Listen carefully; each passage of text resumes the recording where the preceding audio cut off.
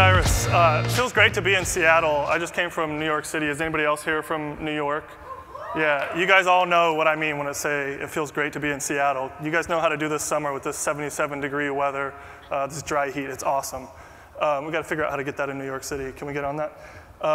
So as Cyrus said, my name is Kyle Rush. I'm currently at the New Yorker, but before that, I was at the Obama campaign, and I worked on a lot of the product and tech aspects of our fundraising, our online fundraising. And obviously, we ran a lot of optimization on that. So that's what I'm going to be talking to you guys today about. But before we get started, I want to give you guys some context on what we jumped into, the situation on day one at the Obama campaign. All the media outlets at the time were reporting that we were expected to raise $1 billion. They did like probably $700 million in 2008, so we were expected to raise $1 billion. And just to put that into perspective for you guys, Amazon's Q4 profit for last year was only like $97 million. So when you spread that out over a year and a half, which was the life of the campaign, you still only get like half, or a little over half what we were expected to raise on the campaign. So this is a pretty daunting challenge. But in the end, oh, I didn't mean to click to, but in the end, we did $1.1 billion. So we exceeded expectations. None of us thought we could do it. Obviously, that's a lot of money. And we did $690 million of it online, as Cyrus said. Another thing that I want to talk to you guys about is just an example of one of our online fundraising programs, and that was called Quick Donate. And this was a way for our users to save their payment information so that they could do one-click donations on the web, and they could also do one-click donations in email, which had never been done before, so we had to do a lot of funky engineering to get that to work. But you could also SMS donate, which was the first for political campaigns. And it was actually a big achievement for us because the Federal Election Commission said that political campaigns cannot use short codes to fundraise. So we weren't allowed to work with AT&T and Verizon to send out short codes and ask people to text those. So we had to engineer a way around that, and when we launched SMS donations, it was the first of its kind. Quick Donate brought in $115 million over its lifespan, and it had 1.5 million users. So this was like a thrill to work on. But obviously, this type of program we optimized, right? We ran a lot of tests. And so those are kind of the things that I'm here to share with you guys.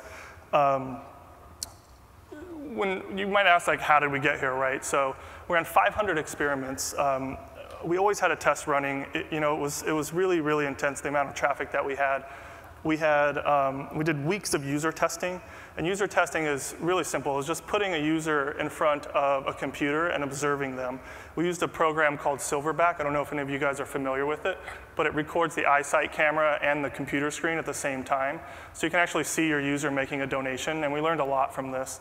But we did it like on and on and on to the point where we probably did weeks of it.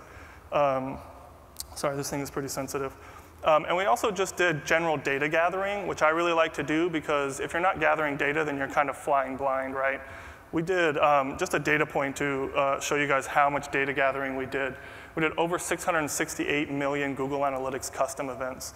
I'll be talking about those in a minute, but that's a ton. I don't think that I've ever worked at a place that pushed Google Analytics to the point that we did on the campaign. It was pretty intense. So you might ask, what did that all get us?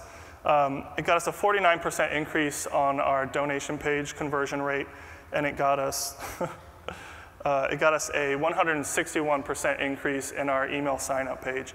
These are two really high-level conversion goals for us. The email sign-up you might not have known about, and we didn't really talk about it, but I'll let you in on a little secret. Email is responsible for just about 90% of our online fundraising. So gathering emails on our list was super important. So we spent a lot of time optimizing email acquisitions. So the three things that I want to talk to you guys about today, and this is really what optimization means to me, is experimentation. I think we're all mostly familiar with this. This is A/B testing, multivariate testing.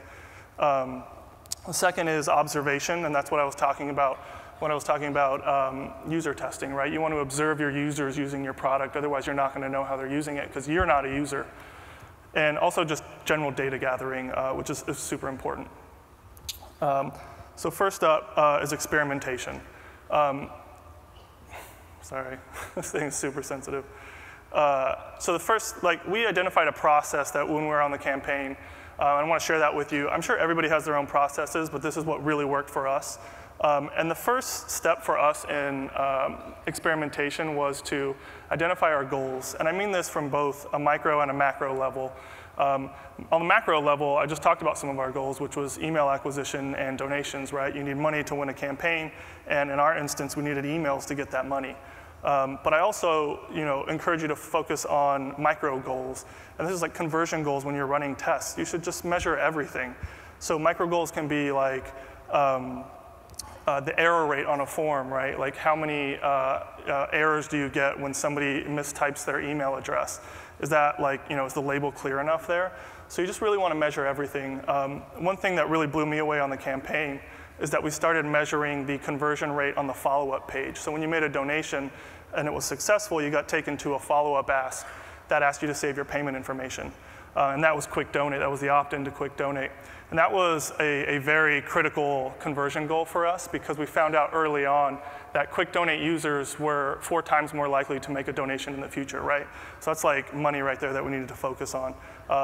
And we measured that goal even though we weren't changing that page at all. We were changing the donation page, and then we found out that some of the variations that we ran actually affected the follow-up page. So it's really, really important to measure as many conversion goals as you possibly can when you're doing your experiments, just to get a good sense of what's going on. The second step that we would do is develop hypotheses. And this is really important. It's just basically, like the scientific process that you guys all learned in grade school, right? Develop your hypotheses and then test them. This is really helpful in making sure that you're staying focused. It's really easy to fall in this trap when you realize how much you can test. You just start to test everything. You don't want to make any decisions, you just want to test. It's like, oh, what color should the submit button be? I don't know, test it. Like, don't do that. That's not a good idea. Create high-level hypotheses. Like one of ours, for example, on the campaign was that less copy does better than more copy for conversions. So we tested that on our splash page. We tested that on our donate page. We tested that on our email sign-up page. We tested it everywhere on the site. And we figured out different experiments to test it. And that's actually number 3 here, is to create experiments. Create many experiments to test your hypotheses. You might want to test the same experiment more than one time, because you might get different results in the time of the day. Maybe there's all kinds of weird things that can happen. So test it multiple times and create several experiments to test your hypothesis. Wow. The fourth, and I can't stress this enough, is to prioritize with ROI. I touched on this a little bit earlier, but as you start building out your experiments, and I'll iterate this with an example from the campaign. We ran an experiment where on our donate page we had a picture of the president behind a donate form, and that was our control, but then we added an inspirational quote above the president's head. It said something like, "Stand with me, work with me, let's finish what we started." And when we tested that, we got something like a 17% increase in conversions because it made the page just a little bit more inspirational and made people really want to finish and stand with the president. And that was awesome. That was just adding copy, right? That only took us like a couple of minutes to get on the page and actually into production when it won. So the ROI on that is really high. Our finance team wanted us to implement like paying by check because they had some data that said a lot of people don't have credit cards, and maybe they have checks that they can pay with. It sounds like a crazy idea to me, but the data that we got from them said that we could expect a 3% increase in the conversion rate. But on the technical side, that was kind of a big lift. That would take days, if not weeks, to implement. And we're only going to expect a 3% lift. So when it comes to figuring out what experiments are going to give you the highest ROI, just really dig into the data and make sure that you're focusing on experiments like the inspirational quote, and not things like changing your whole donation system for just a 3% increase in donations. Fifth one is very easy. Test your ideas. And then lastly, you want to record your results. And I can't stress this one enough either, because on the campaign what happened is we ran so many tests, 500 total, that we couldn't always remember what the result from one test was. And if we didn't have this awesome Google Doc that we built out that recorded the time, the hypothesis, the result, a screenshot of the control and the variation and the results, and a link to the results and Optimizely, if we didn't have all of that, we really couldn't have functioned, because you just can't remember the results of 500 tests. So you can also disseminate that information when you have it in a Google Doc. So just make sure that you're recording your results. And so now I just want to talk about 4 areas where you can experiment, and I've ordered these by ROI. And copy is, in my experience, by far the highest ROI that you can experiment with. And it's very simple because you don't have to change any code or anything. Changing copy only takes like a minute or 2, and the results that you can get can be really awesome. So here is the quick donate opt-in page that I was talking about before. This is the page where if you make a successful donation, we ask you to save your payment information for next time. We did a variation of the header. So this one says save your payment information for next time. Very simple, right? And then our variation changed the copy, and it said now, comma, save your payment information. So we only changed like a few words around. It's not a huge change. Obviously, it only took us like a minute to get this test into production. And by making the copy more direct and directing the user into what we wanted them to do, we got a 21% increase on conversions. So again, this is very little development effort, but a huge result in conversions, or conversion lift, I should say. And so here you can see, if you missed it before, what the control and the variation was. So after copy, the next highest ROI area of experimentation that I would say is imagery, because it's very easy to switch images out, almost the same as copy. It takes a little bit longer, though.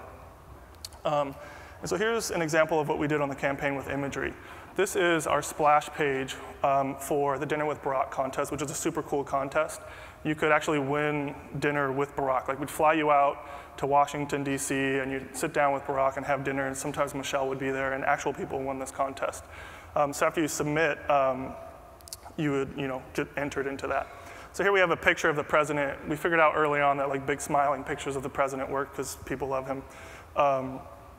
But we had a hypothesis that people would be more likely to submit this if they could picture themselves in that scenario, right? Like, you can't really see the people that he's talking to. It doesn't really seem like a real contest. It's like, could I really have dinner with Barack Obama? So we came up with a variation that gave the user a view of a little bit more of the situation. Those are 2 actual people on the right that won this contest, and they flew them out, and they had dinner with Barack and Michelle.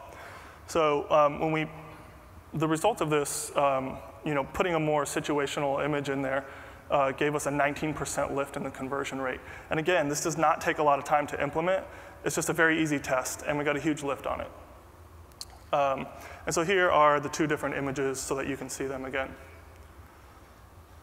Another area that I want to talk about is performance. This is going to be a little bit techy for technical, but you guys are all probably very familiar with how page load affects conversion rate. We were too early on in the campaign. We knew that Amazon had published a statistic, and it's a crazy statistic, that even 100 milliseconds of additional latency on page load could drop the conversion rate by 1%. So that's like huge, right? So we're obsessed with performance. We want to make our pages as fast as possible. So here is a look at the architecture diagram for the platform that we started with. It's very simple, it's very basic. It was built by a company called Blue State Digital, which is one of our vendors, and actually came from there before I started at the campaign. And it worked really well for us in the beginning because it was built out of the box, and as the first engineer there, I didn't have time to build a new platform.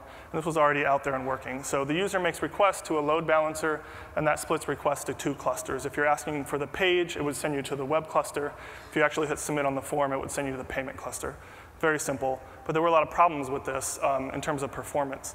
We, on average, saw a 5-second page load time, which is horrendous when you're processing $690 million worth of donations. You want something more like below 2 seconds, or how about like 0 seconds? Can we get the pages just load automatically? It didn't have a CDN. I don't know how many of you people in here are familiar with CDN, but that's a content delivery network. So if I'm in LA and I request the page, in that architecture diagram, the servers were in Boston, so the data has to go all the way from Boston to LA. But if you put it on a CDN, we used Akamai. There's an edge server in LA, so it gets it to you much quicker. There wasn't any caching in this environment, so there were a lot of things that we needed to change. So we basically started from scratch and built a new platform. We asked Blue State to turn their hosted platform into an API that we could hit on the client side. And so here's what that looked like. I'm going to run through it really quickly. We put our static assets, which is our JavaScript files, our images, and our CSS and such, on an Amazon AWS S3 bucket, which is a super simple data store. It's awesome. And then we put the Akamai CDN in front of that. So we have really fast access to those. And then we generated our HTML, the actual pages for these, with a static site generator called Jekyll, which is built in Ruby. And it's super simple to work with. It's great for front-end engineers that don't have to worry about like server-side templates and all of that stuff. And then we hosted all those HTML files on AWS S3, just like our static assets, and we put Akamai in front of that. And the cool part is the 2 donation processors. Like I said before, BlueState built a donation API for us to post to, and then they had load balancing on there, and they had 2 nodes behind their endpoint. We put ours on EC2, and we put them in 2 different regions. We put 1 payment processor in California, and then 1 payment, or it might have been Oregon, but it was on the West Coast. And we put another payment processor in Virginia on the East Coast. And so if you had an IP address that was in the West Coast, you'd be sent to the in the western side of the United States, you'd be sent to the West Coast payment processor, and the same for the East.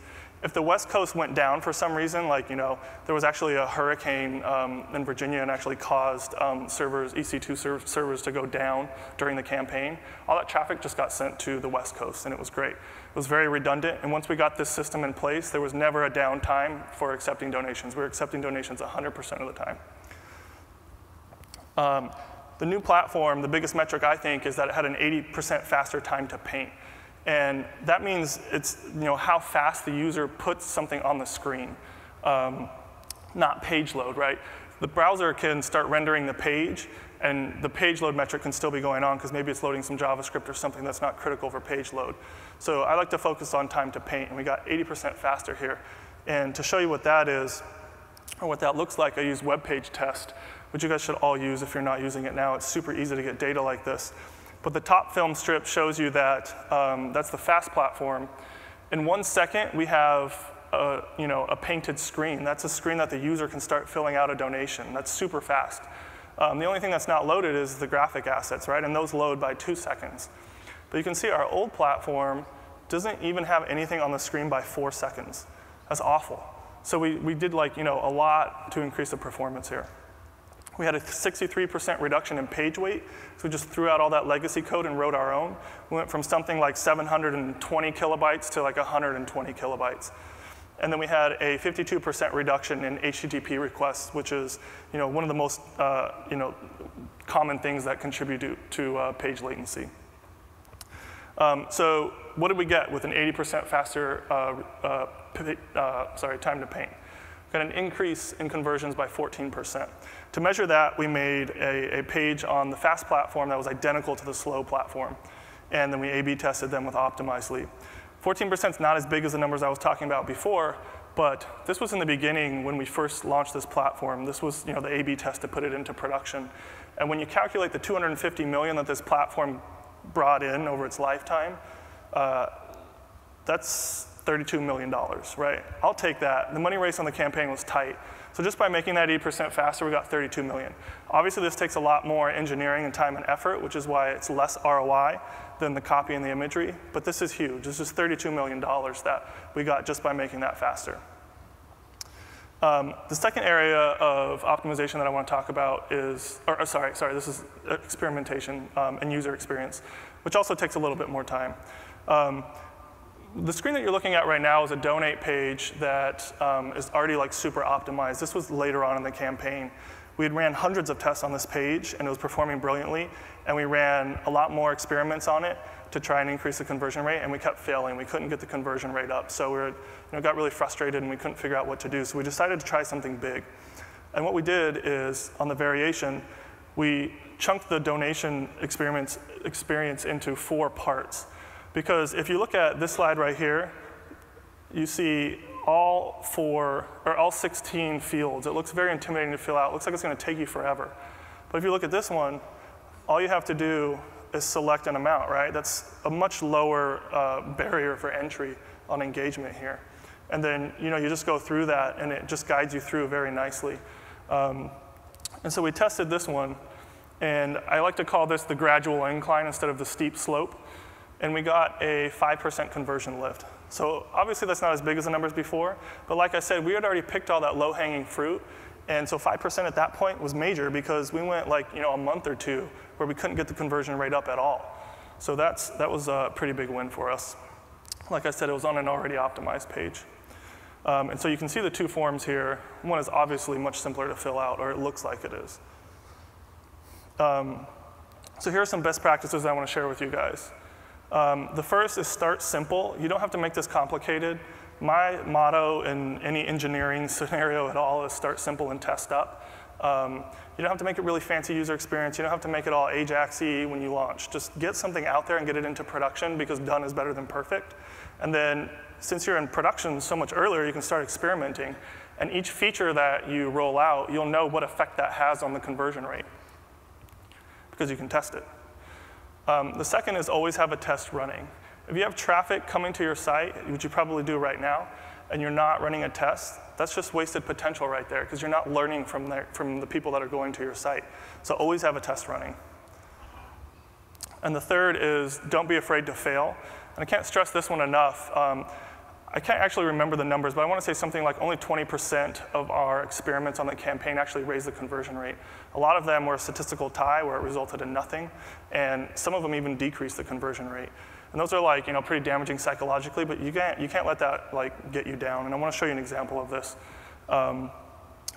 Ignore the amount buttons. This is a bad screenshot. I don't know how this came about, but everything was the same except for a little checkbox down there that says save my payment information on the variation. So somebody had the idea to, instead of ask the follow-up screen to save your payment information, we wanted to put it on the donate page, because I thought maybe that would increase the conversion rate on saving people's payment information. Well, the slide is a little out of order. That actually reduced our conversion rate by 44%. So right when we saw that, we stopped the experiment immediately and just moved on, right? That's the whole thing about testing, is it's not permanent. You can just move on. And you might not even have thought that that would result in that, right? So I'll go back to this side, but if you aren't failing, then you aren't testing enough, because you're not going to have 100% success in your tests. It's just not possible. The second area of optimization I want to talk about really quick is data gathering. And you really cannot gather enough data. That's really my motto. We, on the campaign, we gathered any kind of data that we could think of. Error rates on forms, when people focused in the forms, how long it took people to submit the form, how long it took for our Ajax response when the user hit submit to get a response from the server, so that we can tell the backend engineers how long it's taking, because we want it to be faster, obviously. Anything we could think of, we measured it. Again, here's this number. We did over 668 million Google Analytics custom events. And here's an example of one. This is an interactive infographic that we put out to showcase our 1 million donors. This was pretty early on in the campaign. And it has a lot of little pieces of interactive content there, where you can scroll to see names and what are the most popular names that people donated under, where people are from. And one part of that is this little piece right here, which you can just scroll through and see the most popular names, right? We put Google Analytics custom events on the left arrow and the right arrow, and we found that 82% of the clicks were to the right arrow. So that left arrow is unnecessary, and it's just cluttering the UI, and gives the user more options, and you obviously want to be guiding the user through what you're presenting to them. So we use that learning to optimize our UIs further down the road, and we just didn't put left arrows on anything, because it doesn't really make sense. And this is the Google Analytics custom event to track that data. It's super simple and it's arbitrary. The category is 1 million infographic, and the label is name slides, right? Super simple. The last area that I want to talk about is user testing. This is actually a really cool example because it solved a problem that I don't think that we were going to be able to solve without user testing. But this is the last step in a donation process. And this is where we're asking for your employer and occupation. This is required of us by the Federal Election Commission. So there's no choice. We had to gather this information. Well, when we put the error tracking on our donate form, we found out that the two most common errors behind people entering their credit card information was employer and occupation. So we're like, wow, that's really weird. How can that be such a hard question? And so we went through and looked at the data that people were submitting, and it was none of your business, F you, people, we just people just aren't comfortable, right? And so that was that. There's nothing we can do to make people more comfortable, really. And so we just left it at that until we started doing user testing. We took a lot of the volunteers that came into headquarters, and there was a ton of them. There were students, there was retired people, all kinds of age ranges, and we sat them down on the computer in Silverback, and we asked them to make a donation. And sorry, I'm cheating a little bit. And we found out that the students and the retired people did not know what to put in there because they're not employed. Again, this is us thinking as us as the users, right? We work for the campaign. I know where I work for Obama for America. That's a very simple question for me. But to a retired person, it's like, what do I put in there? So they don't put anything, and then they hit submit, and that triggers the error. So that's why the error rate was going up so high on these forms. So once we got that feedback from user testing and observing our users use our product, we put a little tiny, I don't know if you guys can see it, but it's just a little tiny line that says, if you're retired, please enter retired in both fields. A little tiny bit of copy, did not take us a long time to put that in there. And adding that field hint in reduced the error rate by 63%, right? So that's just crazy. And like I said, we would not have known to test that beforehand if we weren't doing user testing and watching our users. I blog about all of this stuff a lot on my personal website. It's kylerush.net. I go into a lot more in-depth on the technical side and a lot more experiments if you want to check it out. But that's all I have for you guys. Thank you.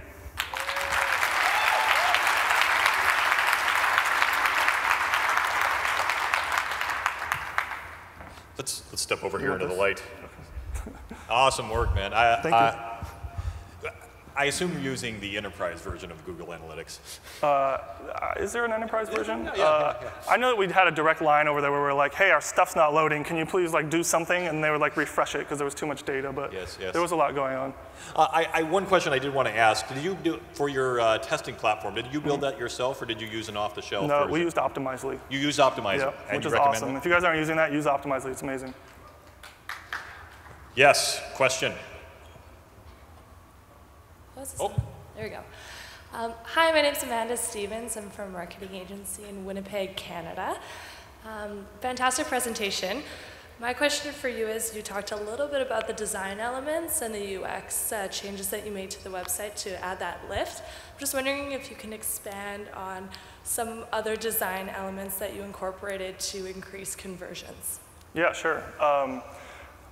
I don't want to be too harsh on design, but in my experience, what we tested on, design embellishments and stuff is just kind of a waste of time. That's fine if the designers want to put that in there, that's great.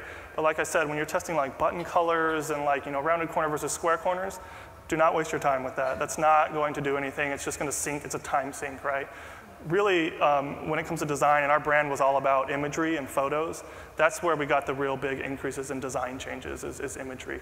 But other than that, I wouldn't say that we found anything as far as design goes that had a real impact on the conversion rate. Cool, thank you. Yep. Yes. So hi, I'm Alan. I'm with 3 Ventures Technology and Agency. And I actually watched Dan speak at an analytics conference in San Francisco. One of the things that I think I was going to I'd like to ask you about is why Optimizely and not Google Analytics content experiments with the multi-arm bandit approach and basically minimizing the time, increasing a certain conversion rate, a 95% probability. So I mean, the amount of time basically that it would take for an A/B test to finish at those rates. Yeah, sure. So I could talk about this forever, but I'm going to make it really brief. If you're an engineer, there's really no other option for you because Optimizely makes your life so easy. All it is running JavaScript on top of your page. And so when you can do that, you just add CSS classes to the page and it changes the design. It's so easy. It's we actually were tasked with finding other A/B testing platforms that were either cheaper or I don't know what the situation was. But we've evaluated a lot. I don't want to dump on other platforms because everyone has its use. But for us on the campaign, Optimizely was by far the best. One of the problems with Google Analytics is the data's not live. Right? Optimizely gives you a live reporting on the results, so you can see right away if your experiment is just dragging your conversion rate through the dirt, and you can stop the experiment. But it also gives you a lot of customization, like you can do really advanced targeting, so you can target people based on a cookie, you can target people based on their region, it just has a JavaScript expression. There's nothing that we couldn't do in Optimizely. Any idea that we came up with, we could do in Optimizely. We tried it in other platforms, there was a lot of limitations. So from an engineering perspective, that's why Optimizely is great, and that's mainly why we chose to go with it. Cool, awesome, thank you. Yep. And I think we have time for one more. We'll go over here. Okay, so I work in fundraising, and most of the time the relationships that we're dealing with, in terms of how long a person is going to donate is 5 or 10 years. Longer if we're talking about direct mail. And so it seems like a lot of what you were looking at is immediate return. I don't know if you had an LTV where you were saying, we got a 60% increase in conversions, but it affected the LTV or even just the length of the relationship by X. Did you look at things like that? Yeah, we did. I would say it's very difficult to measure something like that because it's not like an exact, the user's on the page clicking something. But if you think about it, we've been raising money, or not me personally, but the campaign since 2007, right? So there is a long-term donation cycle there, and the campaign is actually still raising money now. They have an organization called Organizing for Action that exists to support the president's agenda, his legislative agenda. So they're still raising money. I would say that in a political campaign where it's so crazy and there's a deadline that is election day, which usually people do not have to deal with, it's more about the short term, but they are still doing the long-term stuff. We just didn't have to worry about that as much because it was November 7th. That's the day, Okay, thank you. Kyle, thank you so much for coming to Seattle. Thanks.